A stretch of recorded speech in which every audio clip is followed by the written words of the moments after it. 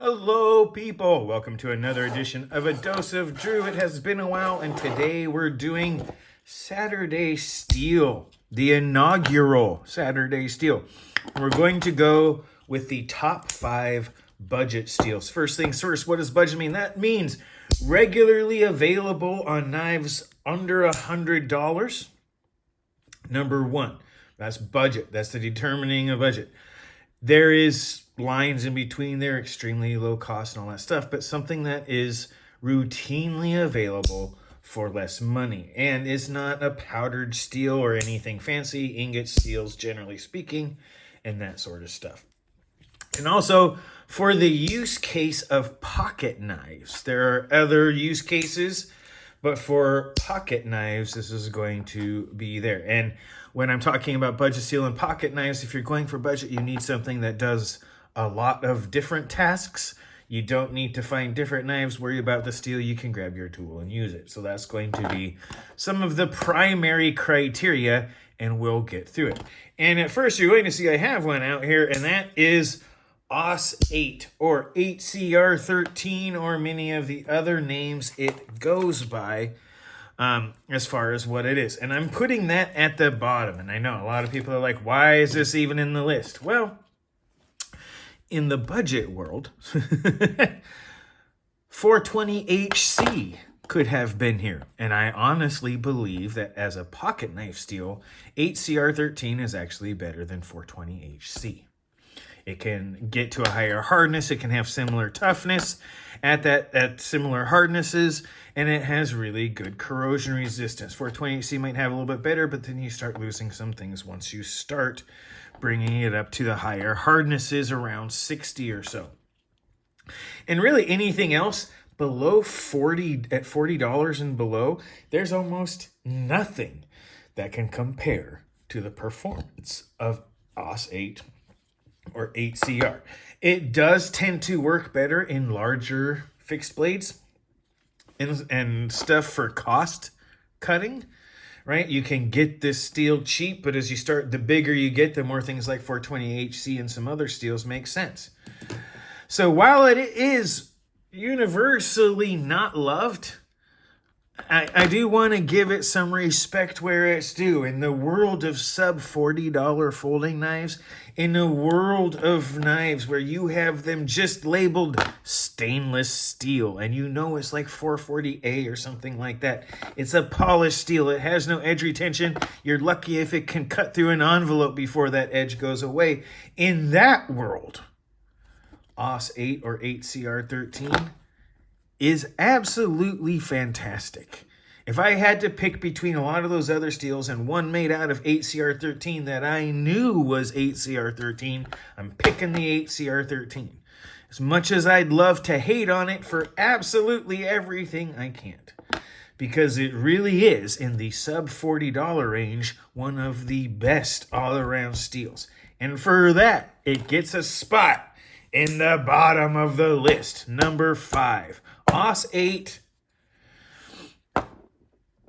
8CR13 from the Chinese manufacturers or some of the others where they're just going through basically the chemistry and the name and percentage numbers.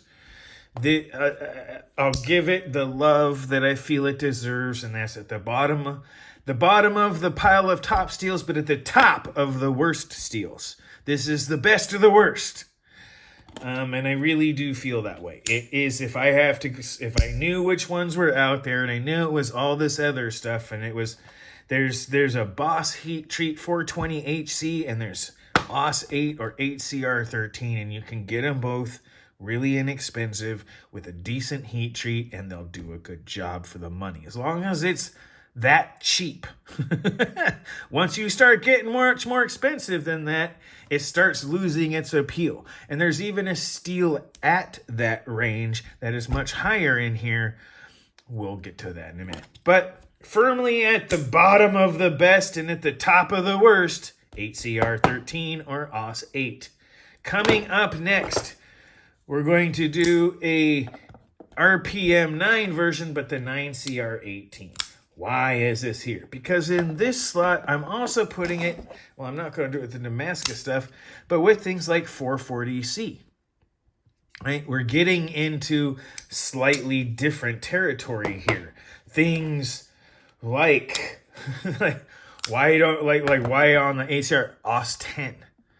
And that sort of stuff. I'm not the biggest OS 10 fan overall, but it's not bad. It's not like a dislike. It's one of those things where it goes in there. But in the category, and I'm doing this categorically because there's just way too many steels with really minute and fine differentialing. This is really the one. And I say that 440C, yes, OS 10, I consider it low budget, meaning low cost, inexpensive, though not bad. 9CR18 is a very good balanced steel. It's basically OS 118. It is right between OS 8 and OS 10. It is the balance between the two. It is also basically the same steel that Global puts in their knives, generally speaking. Their Chromova 18, very similar to 9CR18. It has the toughness of OS has the toughness of OS 8 with the edge retention of OS 10, though that's not really what it is. 440B and 440C, the edges of the two sort of overlap right around the 9CR18 chemistry. So it's right in between those two, and it's literally right in between those two. If you look at all of the specs, it's at the high end of the 440B and the low end of the 440C. You can make a case for either. There's actually a lot that could be done with this steel. And as such, since you can get it from CJRB in a spray-formed version, and there's a lot of people who don't like this, but let's just make this clear. A spray-formed version is better than an ingot version. They did not mislead anyone intentionally. It is not a powder steel in the same thing as some of the others. It is a spray form steel that does give it a finer grain of structure. If D2 is anything to go by, the spray formed version gives you about a 50% toughness for the same edge retention and other performance parameters, and the fully powdered steel version gives you another 50% on top of that, or about double. So if this were to be any indicator, you would get this, if D2 can be an indicator, you would get the same edge retention and corrosion resistance, but a 50% increase in toughness. And that makes a lot of geometry possible. This is the AR RPM9 Ray Laconico. For those of you who know the knife, you know the knife. There are many others out there. It is a very common Japanese steel, or Chinese steel, and also Japanese steel in that OS 118 form that really is the Chromova 18. So it does really go through that quite a bit. But you know, once you're looking at like the 9CR18, yeah, there's a lot of it out there. There's a whole bunch of it being made, and it's relatively inexpensive, and it's a pretty good performer. You'll start to see some of this come through. There are other versions, but while the RPM9 is exclusive to the CJRB brand and Artisan Cutlery and such, it is a benefit. There is a small price penalty for it, and most of the rest are there. Like if the other 9CR18s are around $49.95, CJRB's at like $54.95 or $57. It's not a huge price penalty, but the other companies are definitely going to do their best to manipulate that. Even if it's just a few dollars, it's money that you can save. For a performance increase, you may or may not even be able to notice. And that's really, really where this comes in. It is a great all-around steel, better than the OS 8 or 8CR13. I think it's a better all-around steel than the OS 10. And all of this, by the way, is with the proper heat treatment, and I'll get to that. I'll mention that on each one. I think the 8CR13 is best between the 59 to 61, right around the 60. I think 9CR18 is similar in that 59 to 61 range. You get the best range, just general range of performance and balanced performance. And balanced performance is nice for a tool that is all around use. The next steel may throw some people off, but I'll get to it.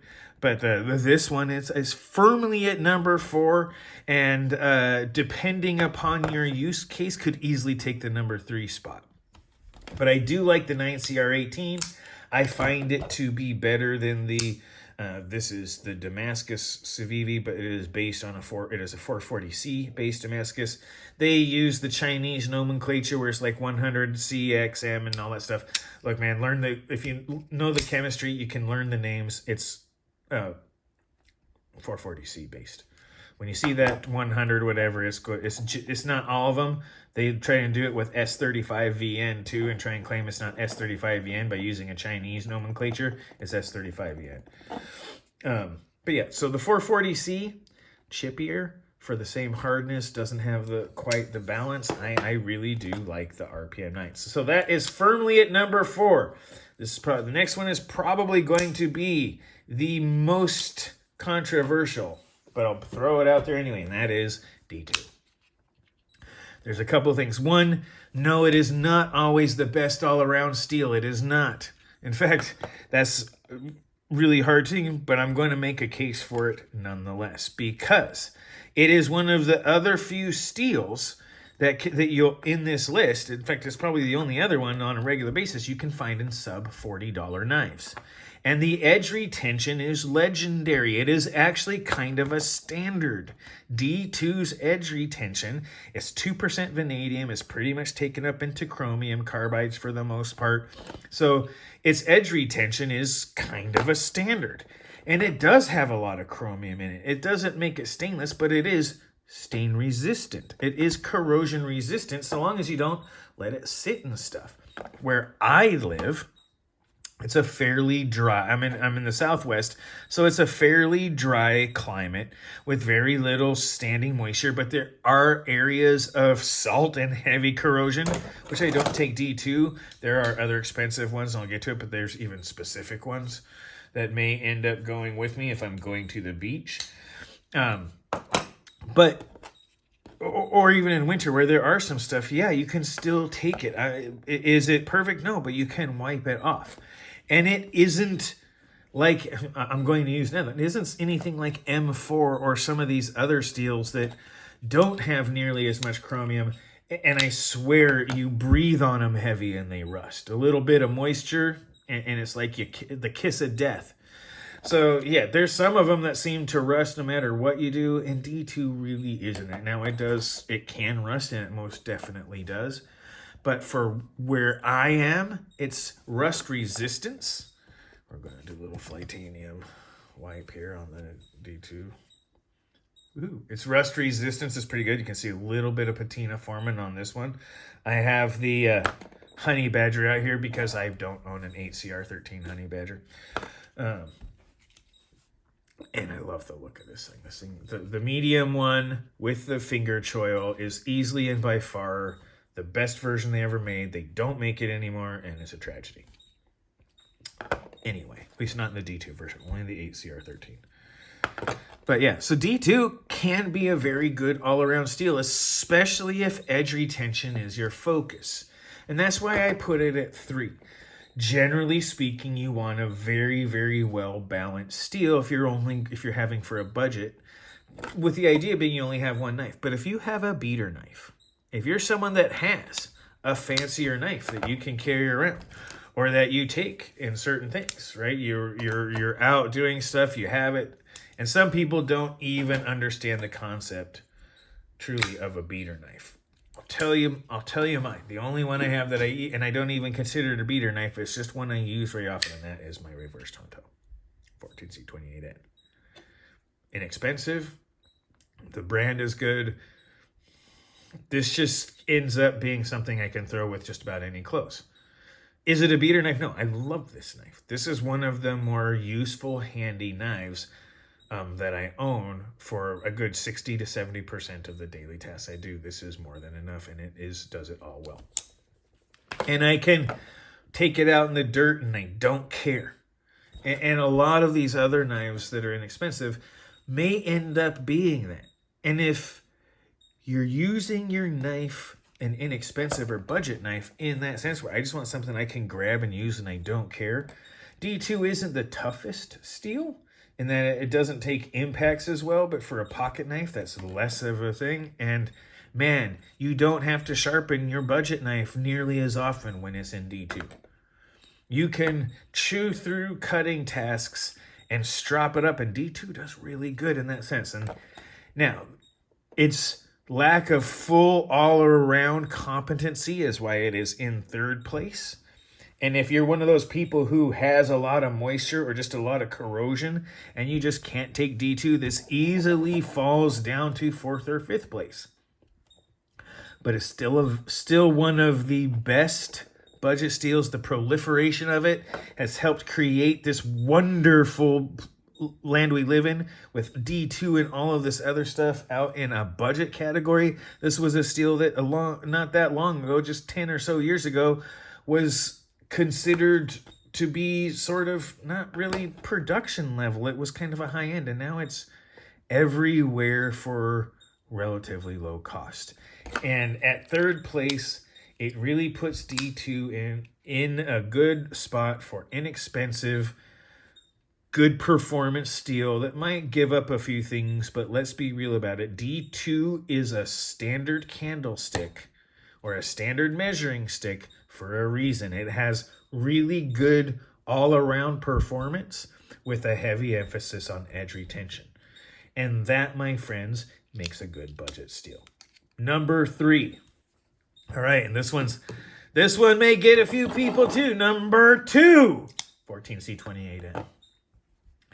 And yeah, I'm putting Nitro V, AEBL, and other things like that in the same category. I still feel, even with Nitro V and such, 14C28N, properly heat treated, is still the king of that class. It is ridiculously tough for the edge, for the hardness. You can get, it has really good grain structure. It's an ingot steel. It is not necessarily powder formed. It does have a little bit of nitrogen to help with corrosion resistance, which it has really good bits of. In that 60 to 61 range, this steel, in the 59 to 61 range, this steel can do everything from a pocket knife to a kitchen knife to a chopper, to a swinging chopper or something like that. It is a remarkably versatile steel that for the cost does everything well. Does it have the best edge retention? No, it's not even as good as D2. Is it as good as it when it's a high hardness? You can start approaching something like 9CR18 on the edge retention test. You can start approaching it, but it helps if you utilize that extra toughness to get a better geometry, because geometry has as much effect, if not more. So you can get a really thin geometry that gives you a good slicing capacity, has good toughness, so it won't roll or chip. And that will help you maintain a lot longer edge, simply because it does the cutting more efficiently. So you can do more cutting for the same amount of edge abrasion. That's how that works. That's what geometry does for you. And it is, if you want to go look at some place like Knife Steel Nerds, I highly recommend it. There's a whole topic of discussion on geometry and heat treat and all sorts of stuff, and just a whole lot of wonderful articles by Dr. Larry Thomas about steel and heat treating and how it applies to knives. But great corrosion resistance, outstanding toughness. One of the only thing that does really kind of beat it in toughness at the same HRC as the Nitro V steels, but you lose some edge retention and arguably some corrosion resistance. Like the balance does get shifted, and it gets shifted to toughness, not edge retention, which for me isn't what you want in a pocket knife. There are use cases for it, but generally speaking, you don't. You need edge retention more. You have a thinner blade. You don't have, I mean, yeah, this is tough and robust, but the structure of the knife isn't as robust as a fixed blade. So inherently, you're going to be doing less impact. Corrosion resistance, fantastic. Edge retention, pretty good. At 60 to 61, you're approaching D2 levels. You're really more approaching, you're better than 440C. You're approaching some other steels and stuff. We'll get to that in a minute. And the corrosion resistance is good. This is fantastic. This is great. Vosteed Raccoon is one of the better ones in recent memory to really bring this out. It is not the only one. Boy, do I even have them around here. I'm looking around. I got D2 stuff all over. Well, here's just another 14C28, and I was just had the Reek. Okay. They famously have only a couple steels, and 14C28N is one of them. Same thing kind of goes. I don't have it right here out on the table, but the Honey Badger has also started bringing 14C28N. Kershaw famously had 14C28N. It is coming back into vogue just for its sheer raw performance. It does well. Some people may put Nitro V.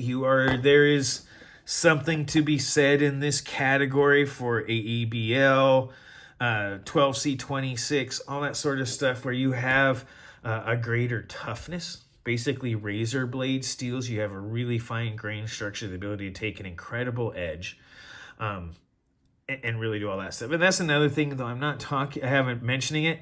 Every single steel on this list is sharpenable using alumina stones. That includes things like ceramics and stuff like that, but you don't have to have diamond for these budget steels. You can do them on standard alumina stones, which helps make them less expensive. But diamond stones are getting really inexpensive these days. There's a whole lot of stuff. You can sharpen them easy. 14C28N famously takes a ridiculously clean edge. It can be used as a razor steel. In fact, in this category, AEBL, all that stuff, safety razors, all that stuff, most of your razor steels are made out of steels in this category, and it can take a ridiculously fine edge. Shaving sharp, thin geometry, straight razor style, 14C28N can do it. And it does it well, and it's usually inexpensive. It is not the least expensive, but it's also not necessarily very expensive. You can find it. You don't usually find it on $40 knives, but you can find it in the $50 to $70 range pretty frequently. The Vosteed Raccoon falls into that, so do many others. And it really does it well for the price. It's hard to ever see 14C28N unless the price just goes up, becoming much more expensive. It's just a really good balanced steel in this price range, and when it comes to things like kitchen knives, it's one of the best, except for possibly the #1 steel on this budget, and that will be what's next.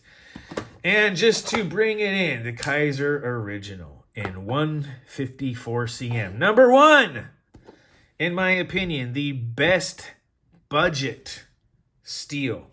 It famously, for decades, has been one of the most well-balanced steels. Its edge retention at the 60 to 61 is really close to D2. Its corrosion resistance, fantastic. Its toughness, right up there. When well heat treated with good grain structure, 154 cm is only slightly less tough than the rest. Its edge retention is up there with D2. And its corrosion resistance is fantastic. Its toughness and balance is why I would choose it over what many people were probably thinking, which is like a VG10 or N690 steel. These are really good. This could very well, VG10 or N690 could be at this top. I find them better than, my goodness, why am I all of a sudden drawing a blank? The 440C. And those other types of steels that are out there, the AUS-10, I actually think VG10 and 154 cm with their higher carbide levels and all that sort of stuff are in a different league with edge retention and whatnot. I am not as big a fan of N690 as I am of 154 cm. It is still a good steel and can polish to a great edge, but there's a reason it's not #1. And it could be. A lot of what I'm going to say about 154 cm does apply to VG10. I just think 154 cm does it all just that little bit better. And that is, it has high edge retention.